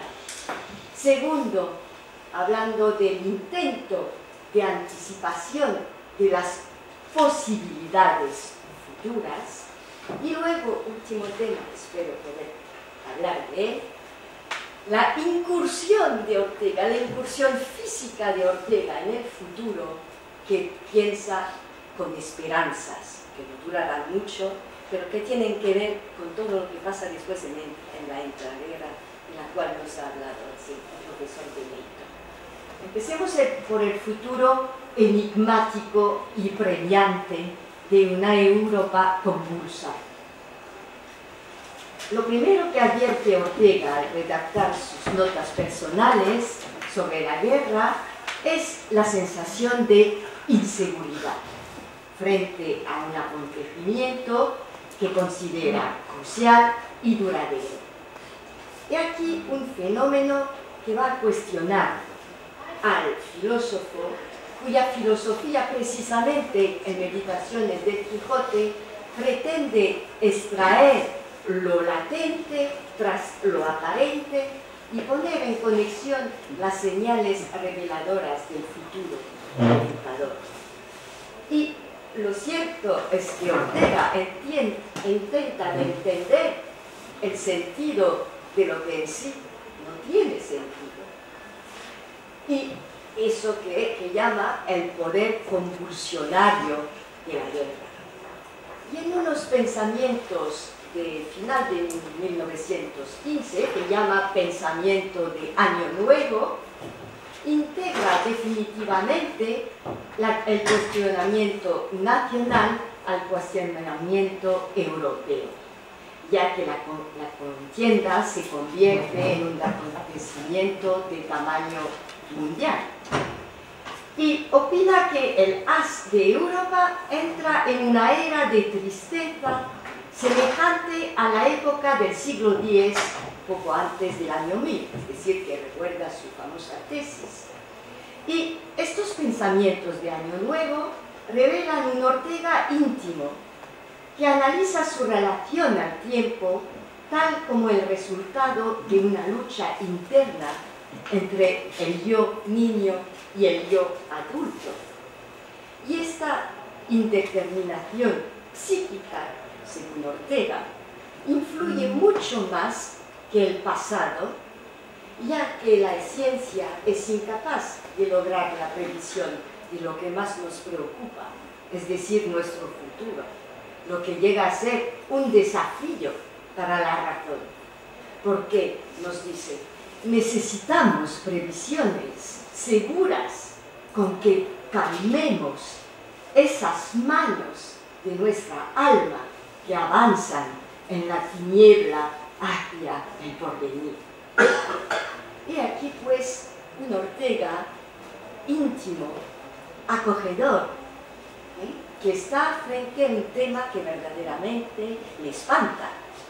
Pero claro, resiste, reacciona el Ortega de la ilusión e intenta elaborar la anticipación de los posibles en el futuro, que va a ser una anticipación optimista por un lado, una anticipación pesimista por otra, pero las dos más bien realistas respecto a lo que va a pasar entre las dos guerras. Precisamente una prueba de su preocupación es que nada más publicarse en la revista España encarga una encuesta titulada ¿Qué corrientes políticas, sentimentales e ideológicas dominarán en Europa después de la paz? Ortega dirige esta encuesta, pero nunca publica su respuesta en esta encuesta, pero este tema, publicándose ya desde el primer número de España, revela que esta iniciativa es el nudo de su preocupación por el tema que se expresa a lo largo de su pensamiento durante toda la vida. De modo que primero adopta, digamos, una postura optimista que yo llamaría novecentista. Porque, si se acuerdan, el famoso lema nada moderno y muy siglo XX, según el cual el porvenir de Europa radica en superar el ideario del siglo XX, inspirado por el positivismo y el cientismo, allí Ortega rechaza la idea del progreso indefinido de la humanidad mediante los descubrimientos científicos, así como el utilitarismo. Así que para él, la guerra europea demuestra que esta filosofía ha fracasado porque ha sorprendido al europeo sin nociones claras sobre las cuestiones últimas, aquellas que solo puede aclarar un pensamiento puro e inútil. Nada más natural que, reaccionando contra este exclusivismo, postulemos ahora, frente a una cultura de medios, una cultura de postrimerías. Así, la guerra evidencia para él el fracaso de este futuro programado por la ciencia e iniciado por el utopismo del siglo de las luces respecto al papel de la razón sobre la felicidad de los individuos. Y así que Ortega defiende y ve otra manera de mirar hacia el futuro, más sensible, más atenta al más allá de la realidad, a lo latente, a la virtualidad de las cosas. Y opina que la guerra arrolla todas las aparentes inconmovilidades y predispone al ensayismo y al reformismo. Y allí es donde para él importa evitar los errores de interpretación y rechazar todo determinismo. Y por una vez se aproxima con benevolencia a la filosofía de Enrique Bergson, diciéndonos: el doctor melifluo Monsieur Bergson ha podido restaurar el extremo indeterminismo. Un cerebro es para Bergson una fábrica de indeterminaciones, un aparato de liberación. y comparte con el filósofo francés su negación a dar como fundamento el determinismo histórico, como fundamento al determinismo histórico, nociones biológicas, y afirma que ante los problemas históricos es necesario un género de fatalidad que no excluya la libertad de las acciones y la mutabilidad proveniente de las ideas. De modo que este juicio sobre la indeterminación lo fundamenta en la observación de los hechos y, por ejemplo, en la evolución de los gustos estéticos y morales. Y en aquella época destaca, por ejemplo, en el arte, la evolución de los gustos estéticos en la voluntad del barroco, es decir, que considera un síntoma curioso en la mutación de las ideas y de los sentimientos, por ejemplo, el desinterés por el género literario positivista, y se pasa al gusto por Stendhal, Dostoyevsky, y en arte se prefiere el dinamismo barroco de un Greco a la inmovilidad clásica de un Velázquez. Todo esto refleja que nace una nueva sensibilidad que aspira a un arte ya y a una vida que contengan un maravilloso gusto de moverse. También ve una evolución en el amor. Dice que en su época se adelanta una época que va a tener el valor de mirar cara a cara el problema del amor, incorporándole lo que llama las oficinas ocultas del amor, es decir, el erotismo. Y allí saluda precisamente a Freud por haberlo destacado. Y aquí pues una visión, digamos, optimista de la liberación del mundo a partir de la guerra y también a causa de la guerra. Pero también una visión pesimista de los efectos de la guerra. Porque Ortega no infravalora la crueldad de la guerra. Y a partir del final de 1915 no quiere entrar precisamente en las polémicas que se desenvuelven en su país entre aliadófilos y germanófilos, y esta experiencia primero que critica, para él le hace experimentar desilusiones respecto a la degeneración de la opinión pública, tanto en España como en el resto de Europa.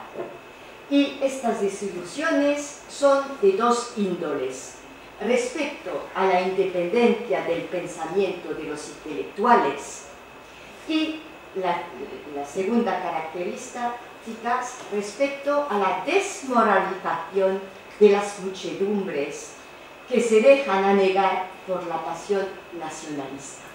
Estas son las dos visiones y vemos muy bien en qué desembocarán en su obra sobre la rebelión de las masas. Pero allí, precisamente, esta contienda de las letras que él ve surgir, no solo en su país, sino entre los grandes intelectuales, y critica directamente a su antiguo maestro Hermann Cohen, a Enrique Bergson, a Max Scheler, a Wells, les critica por ser demasiado partidista a pesar de la gran obra que han producido. Y esto le hace pesimista respecto a lo que va a pasar, es decir, la politización progresiva de los intelectuales. Esto ya no debe venir. Pero también cuando habla de la desmoralización de las muchedumbres, allí ve un peligro espiritual todavía más grave para la sociedad europea, porque nos habla del irresistible alistamiento de las muchedumbres, tanto espiritual como militar, lo que acelera para él la hipertrofia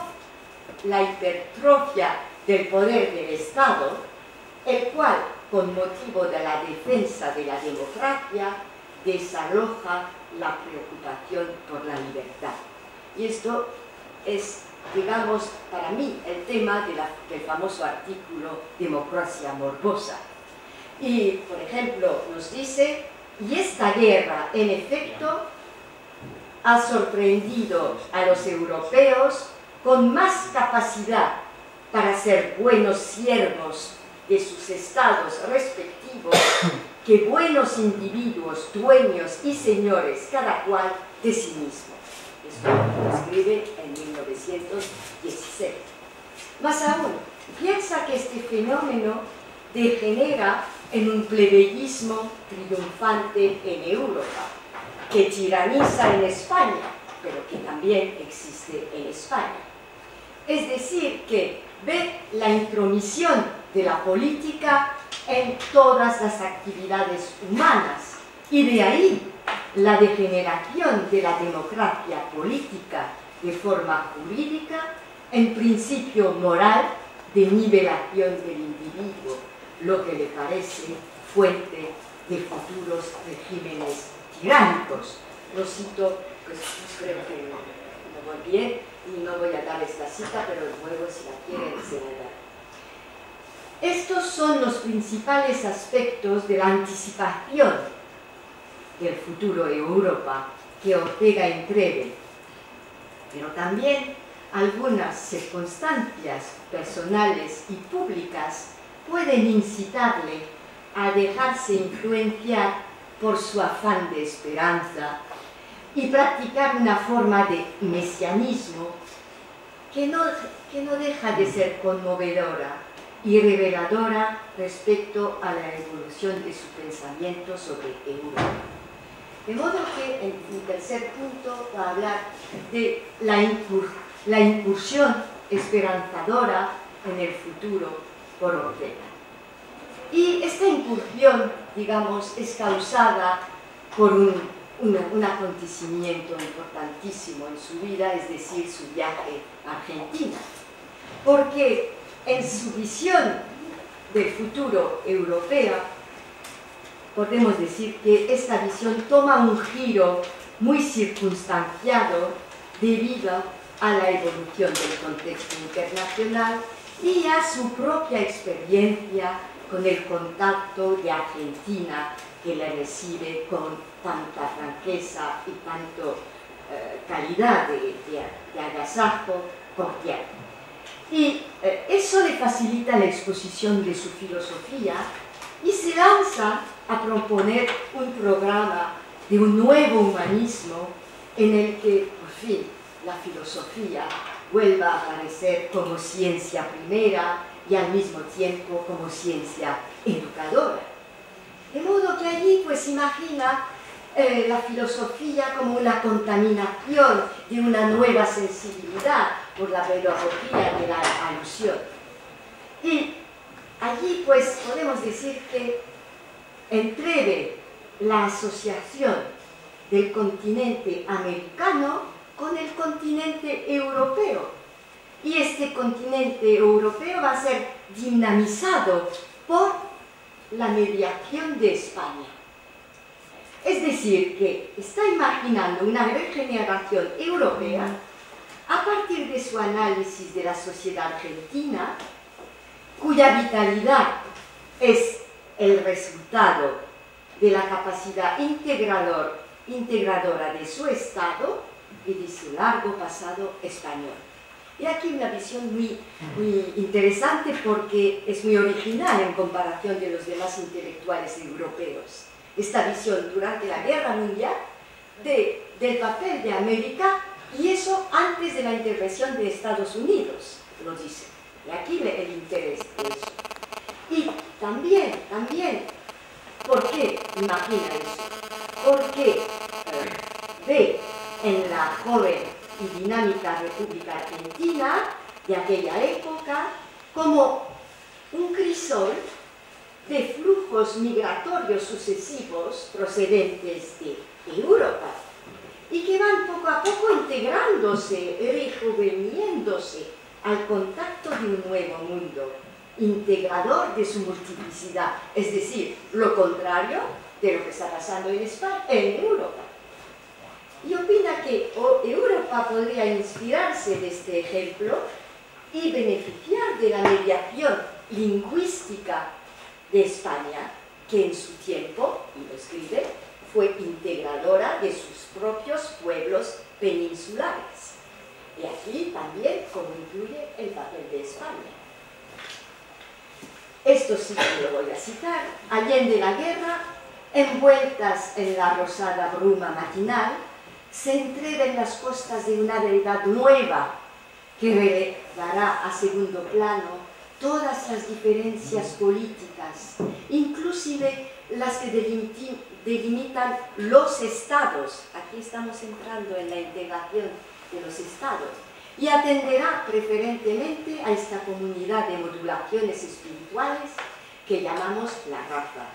Entonces veremos que en el último siglo, y gracias a la independencia de los pueblos centro y suramericanos, se ha preparado un nuevo ingrediente presto a actuar en la historia del planeta, la raza española, una España mayor, de quien es nuestra península solo una provincia.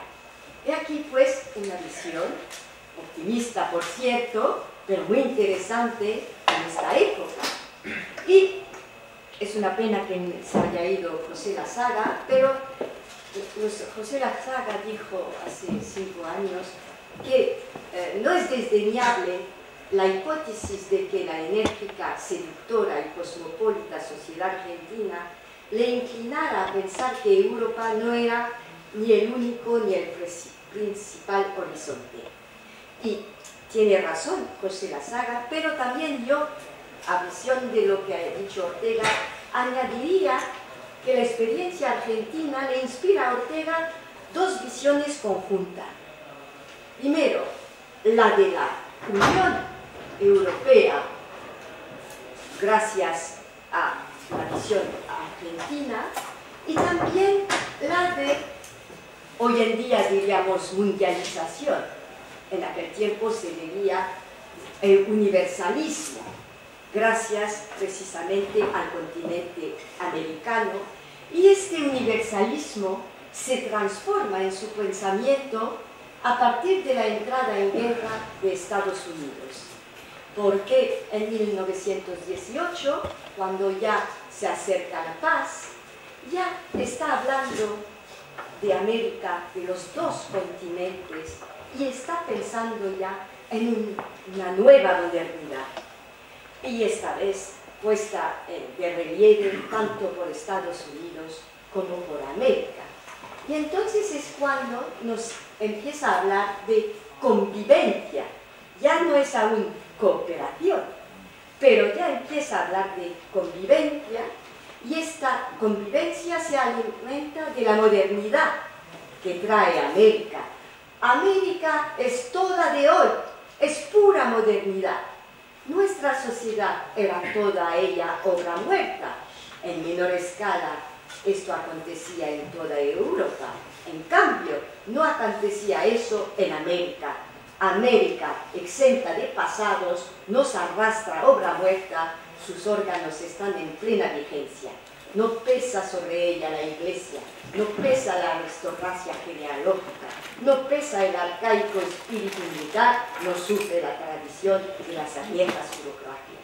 Ven ustedes, estamos en pleno sueño, pero es un sueño que está deseando Ortega, siempre sucumbe a la tentación del sueño, y esto allí.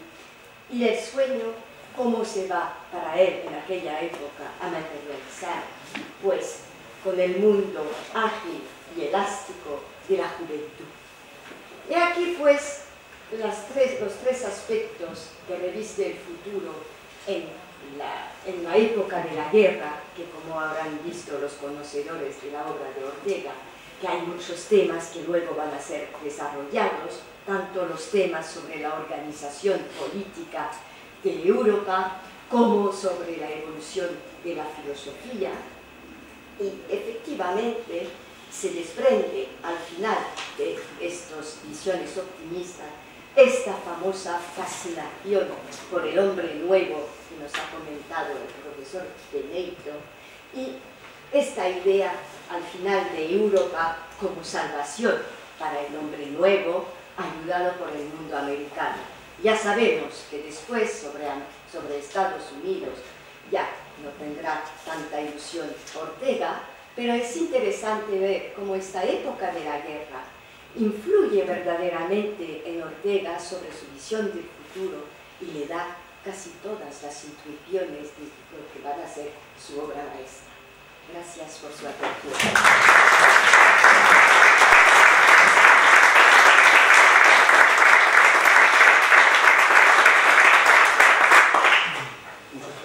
Muchas gracias por el final. Es Europa como lastre casi y Europa como solución, como salvación. Son casi dos contrastes, naturalmente en dos momentos ya europeos distintos, ¿no? Tenemos 5 minutos para debate, cumpliendo otra norma más de todo el Congreso Español, es que el café no se debe de enfriar. Es decir, eso y lo tenemos pedido el café.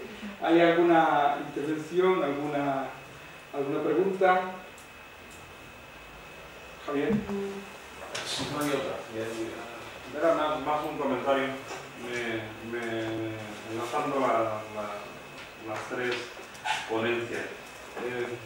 Me interesa especialmente cómo se rompe ese espíritu de local, ¿no?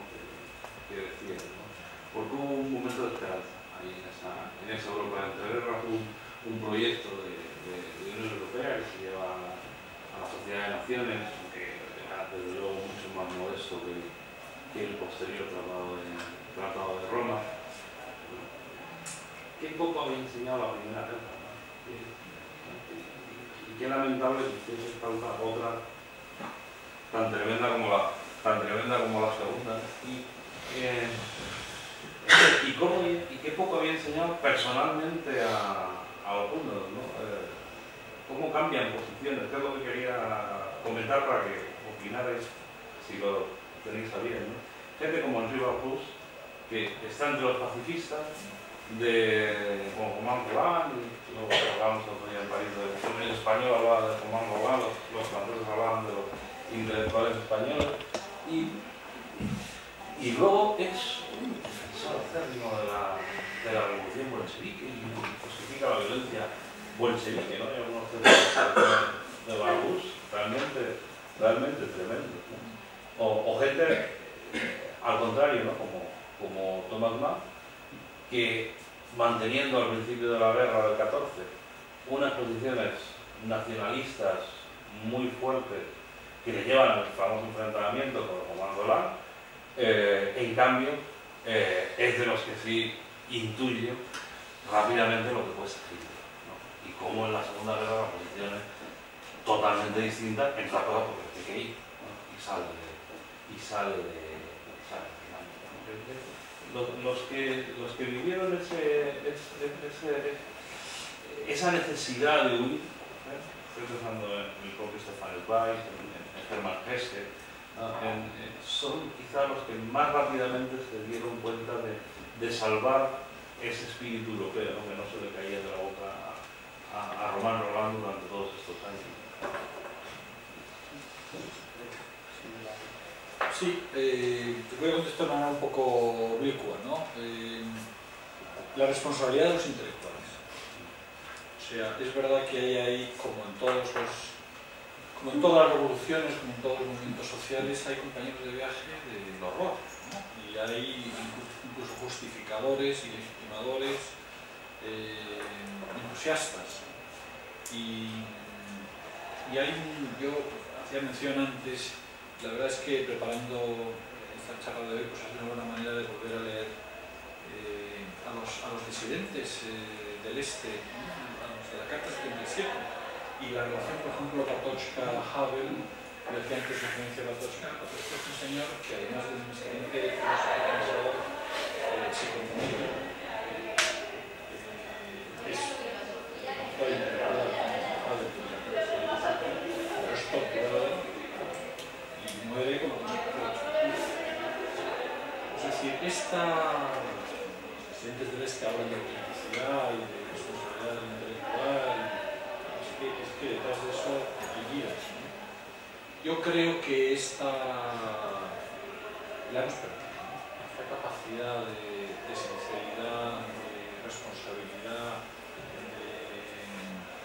pues vivimos en el mercado de las ideas, vivimos en el espectáculo, vivimos y verdaderamente vale la pena volver sobre estas personalidades que fueron grandes pensadores y que sellaron su vida con ese sentido de autenticidad, ¿no? Eso en referencia a los otros compañeros de viaje, los que se han dejado llevar, los que han decidido, los que en un momento determinado pues el poder llama y atrae, y creo que siempre hay que hacer autocrítica una y otra vez e intentar acercarse a ese tipo de comunidades. Sí. Yo quería tomar el tema argentino del futuro.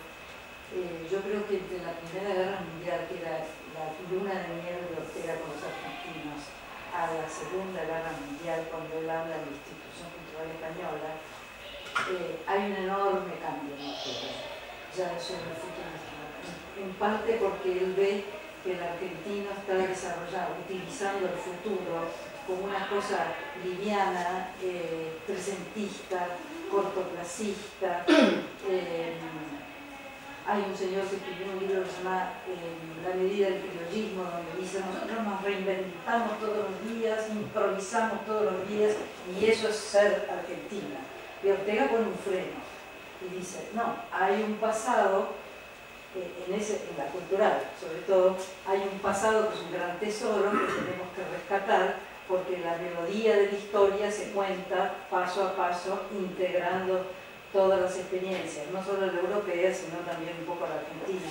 Yo creo que nosotros sufrimos de cortoplacismo, sufrimos de esta frivolidad, de reinventarse todos los días, y creo que Ortega lo percibió bien. Yo creo que la medida está en la reflexión que hizo de la Primera Guerra Mundial a la Segunda. Ya él ahí sí se vuelve mucho más hombre, de que hay que rescatar el pasado, que hay que reincorporarlo. Él siempre decía que la Argentina se estaba haciendo y Europa se tenía que reinventar. Esas eran las dos cosas que él veía. Bueno, dentro de ese esquema, él rescata mucho el pasado, no en el sentido de tradición, de tradicionalismo, sino de que la historia es una sucesión de experiencias que uno tiene que ir recogiendo, y eso para el sudamericano que rechazaba la tradición española, que rechazaba las culturas precolombinas, que rechazaba y cortaba y tijereteaba su historia al placer, era todo un desafío. ¿Quiere responder? No, sobre este tema también de la Argentina, ¿no? Vamos a procurar no proyectar anacrónicamente realidades posteriores con el tiempo. No, lo quiero decir, el tema es que, claro, nos guste o no, los dos países del mundo que más crecían en esa época era uno Argentina y el otro Rusia. Por lo que si no olvidamos de eso. Es decir, la paranoia alemana con Rusia es precisamente por el enorme crecimiento y el éxito en todos los campos de esa autocracia, es así. En el caso de Argentina hay una cosa curiosa, que es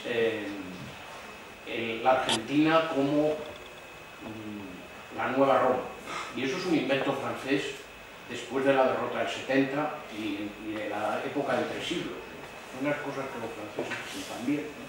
Bueno, el mundo nuevo está en esa Argentina de éxito trepidante, que realmente lo es. Económico, éxito Bueno, económico, oye, social. Bueno, vamos a ver, Marta, es decir, y de algunas cosas más, es decir, como cultura criolla que recibe una emigración inmensa y que la digiere, y todavía es así, es que vosotros no os dais cuenta, pero yo me enteré, y soy casi argentino a pesar del acento, y soy uno de los mayores expertos en Plaza de Mayo que hay en Europa Occidental. Bueno, yo me enteré de que los Menem, o una parte de la familia, eran musulmanes cuando el entierro de un hijo que fue, bueno, nadie lo sabía en Argentina tampoco. Quiere decir que la capacidad de integración de esa inmigración es absolutamente excepcional. No es raro que se desarrolle eso que Van Funk nos ha contado, que impresione mucho a alguien que viene de Europa esa enorme capacidad de integración. Por lo tanto, hablo de Argentina hasta el año 40 o 30 y tantos. Todavía en el libro de Colin Clark de Desarrollo Económico, Argentina es uno de los ejemplos que ha salido a mal abierto y que es el 7º país del mundo, que tiene tantos teléfonos como Suecia. Bueno, todas esas cosas no son banales, ¿no? Otro problema es que luego vinieran otros y, como sabemos todos, estropearan el invento, como sabe muy bien tu familia. Pero bueno, eso es otra cosa, ¿sí?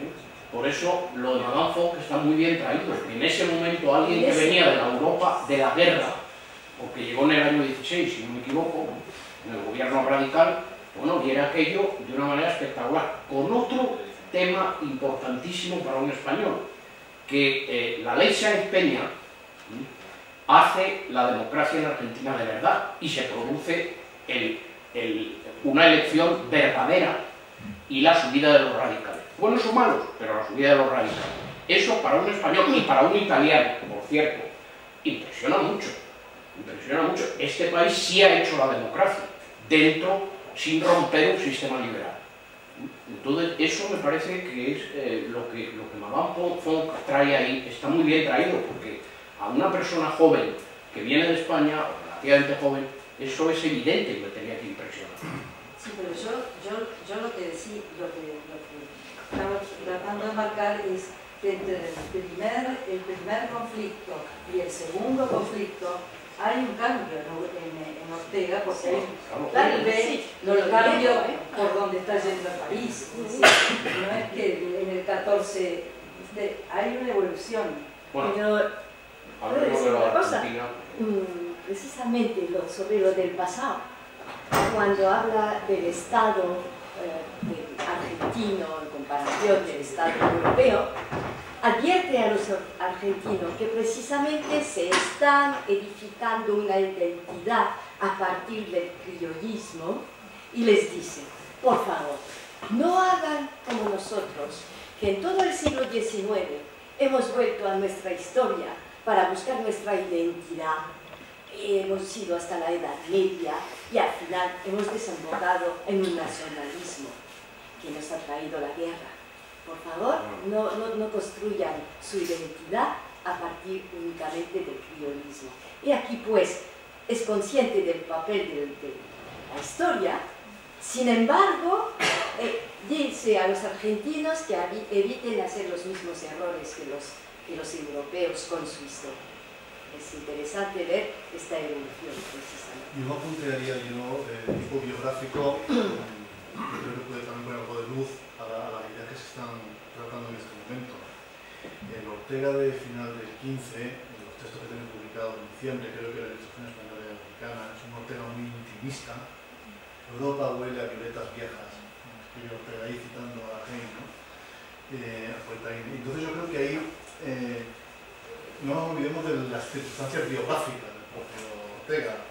Ha abandonado el proyecto de la revista España bastante desilusionado de la sensación de que caen en saco roto todas las acciones que vienen en los últimos años promoviendo, y yo creo que ahí sufre una tremenda decepción de que está hueco, aquello está vacío y no encuentra esa tensión, ¿no?, necesaria cuando pulsa para que sus palabras resonaran y tuvieran algún tipo de digamos, de acción, se transformaran en acción, y las acciones que él mismo ha emprendido en el 13, la propia conferencia, estos textos del final del 15, yo creo que nos enfrentan desde el punto de vista biográfico a un Ortega bastante decepcionado con la acción pública del intelectual.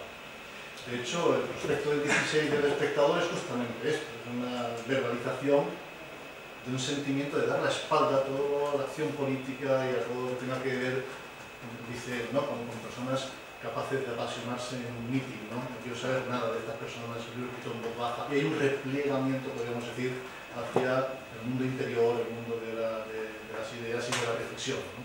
Y lo que yo creo que ocurre, por la expresión que ha utilizado Marta, muy bella, de su luna de miel en Argentina, es que de pronto se encuentra con una sociedad, como dice el profesor, muy tersa, muy dura. Y no solo esto, es que las crónicas de la prensa en 16 con la llegada de Argentina, si lo miramos desde el punto de vista biográfico, Ortega tiene que producir una erótica tremenda, porque de no tener aquí ningún tipo de resonancia o haber abandonado su proyecto principal, que era la revista España, casi es, digamos, la encarnación del espíritu regionalista del 14, llega a Argentina y encuentra que sus palabras tienen eco, que se escucha y que lo que dice ocupa las principales planas de los proyectos más importantes y es reclamado y es llamado y encuentra gente que le escucha y le interesa lo que tiene que decir. Yo creo que eso, unido a la clausura, digamos, de una sociedad económicamente potente que está siendo el mejor de América, pues eso yo creo que hace que Ortega vuelva y se embarque, por ejemplo, en una de las principales aventuras literarias de Ortega, que es montar en el 17 El Sol como un Goiti. Recupera la idea de que hay que intervenir de nuevo y que efectivamente eso que dice en el propuesto del espectador de dar la espalda a la política no es verdad. Y yo creo que ese ímpetu lo recupera en esa luna de miel que vive en el 16 con los argentinos. Vuelve con la erótica a flor de piel, ¿no? Ha recuperado de pronto la ilusión por la intervención pública.